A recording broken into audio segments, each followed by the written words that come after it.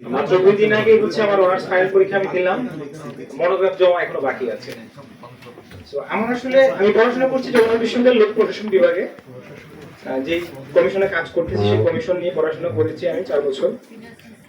একটা রিয়েলাইজেশন আমার আসছে, এই যে 1 মাস বা 1.5 মাস আমি ফিল্ড লেভেলে গিয়ে প্রফেসরদের কথা শুনেছি, তারপরে হচ্ছে জনগণের কথা শুনেছি, আমলাদের কথা শুনেছি। একটা রিয়েলাইজেশন আসছে যে তাদের অ্যাপ্রোচ দেখে, স্যাররা আছেন এখানে, স্যার বেয়াদবি মাফ করবেন, একটা রিয়েলাইজেশন এসেছে যে মানে জীবনে যাই করে বিসিএস দেব না। একটা কারণ হচ্ছে এই যে আপনারা বলেন না যে বিসিএস এর যারা কর্মকর্তা আছে তাদেরকে হচ্ছে মানুষ স্যার স্যার বলে সম্বোধন করে এবং তারা হচ্ছে সাধারণ মানুষদেরকে অ্যাক্সেস দেয় না। একেবারে আপনারা সচিবালয়ে থাকেন, একটা হার্ডলি ট্রুথ, একজন সচিব, যুগ্ম সচিব বা হচ্ছে একজন উপসচিব বা একজন হচ্ছে ইউএনও বা একজন ডিসি, তার সিনিয়রের সাথে তার যে একটা ইন্টারঅ্যাকশনটা হয়, ওই ইন্টারঅ্যাকশনটা আপনাদের দেখার সুযোগ হয়েছে কিনা আমি জানি না। মানে তারা যে পাবলিক সার্ভেন্ট আমরা বলি, মানে পাবলিক সার্ভেন্ট বলি, তারা হচ্ছে পাবলিক সার্ভেন্ট না, তারা হচ্ছে আপনার তার সিনিয়রের সার্ভেন্ট। মানে হাউ আপনি আসলে এতটা হীনমন্যতায় তারা ভুগে, তারা মানুষের জন্য আসলে কাজ করবে কি মানে আমি জানি না। এই হীনমন্যতা দেখে আসলে আমার বিশেষ দেওয়ার ইচ্ছা চলে গেছে, বুঝতে পারছেন? আজকে আপনাদের আসলে আমি একটা বিষয় খুব আশাহত হয়েছি যে আপনারা অনেক প্রশ্ন করেছেন, অনেক জায়গা থেকে কথা বলেছেন, অনেক ভালো কথা বলেছেন। আপনাদের যখন আপনারা কথা বলতেছেন জনপ্রশাসন মন্ত্রণালয় সংস্কার কমিশন, তখন আপনাদের জনপ্রশাসন সম্পর্কে যে কিছু বেসিক বিষয় একটু চিন্তা ভাবনা করে একটু পড়াশোনা করে আসার দরকার ছিল। সেই জায়গা থেকে আপনারা একটু ঘাটতি দেখা গেছে। কোথায় কোথায় ঘাটতি? আপনারা আসলে সর্বপ্রথম যে কোশ্চেনটা করা দরকার ছিল যে এই 50 বছরে যখন স্যাররা বলেন যে 23টা কমিশন হয়েছে, এই 23টা কমিশন কেন ইফিশিয়েন্টলি কাজ করতে পারেন? এটা এর আগে একাধিকবার বলা হয়েছে।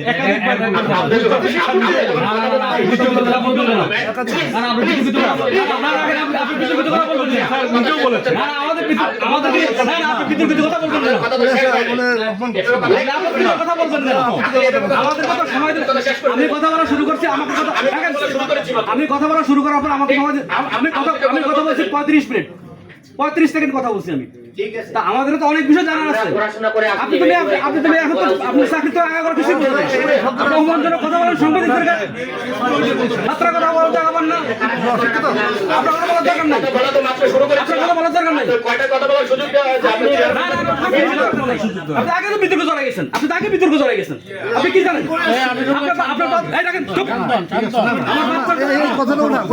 আমার ছেলে বয়স আপনার চেয়ে বড়, আমার ছেলে বয়স আমার চেয়ে বড়, আপনার চেয়ে বড়। ছাত্রা কথা বলেন।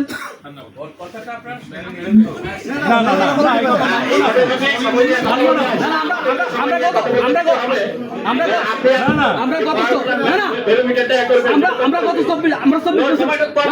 24 বছর চুল কাটছি।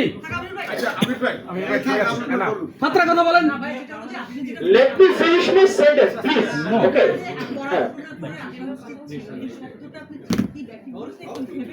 আচ্ছা আমি সেন্টেন্সটা শেষ করি। হ্যাঁ, সেন্টেন্সটা শেষ করি। আপনাদের একটা প্রশ্ন করার দরকার ছিল, সেটা বলতেছি আমি। এই প্রশ্নটা আপনারা করেন নাই। আমরা কি প্রশ্ন করব না করব না আপনারা শিখে করবেন না তো আপনার কাছ থেকে? আমাদের জ্ঞান মত আছে। এই শুনতে গেল এখানে বলা হয়েছে এর আগে বক্তব্য আপনি কি সেটা শুনেছেন? আচ্ছা আমার সেন্টেন্সটা let me finish my sentence please. আমরা কিন্তু বলছি আপনি মনে হয় অ্যাভয়েড করে গেছেন। আমরা বলছি ডিসিরা নিজেদেরকে লর্ড মনে করে, ইউনুরা নিজেদেরকে লর্ড মনে করে, মানে পুরো সিভিল সার্ভিসটা নিজেদেরকে লর্ড মনে করে। আপনি তখন কোথায় ছিলেন?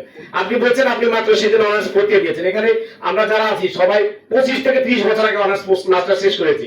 We are also graduate from public university.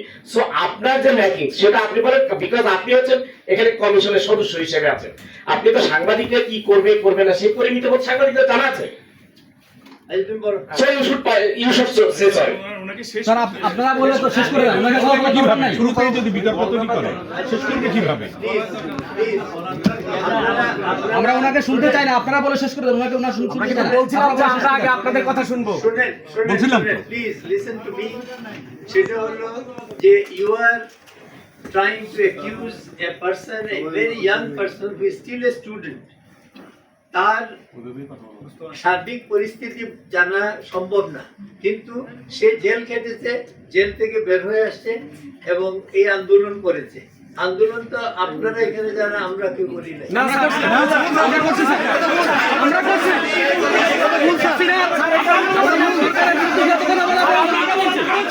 আমাদের ভুল। আপনি মতামত দেখেন, আপনি মাইক আপনি পারেন না, আপনি তাকে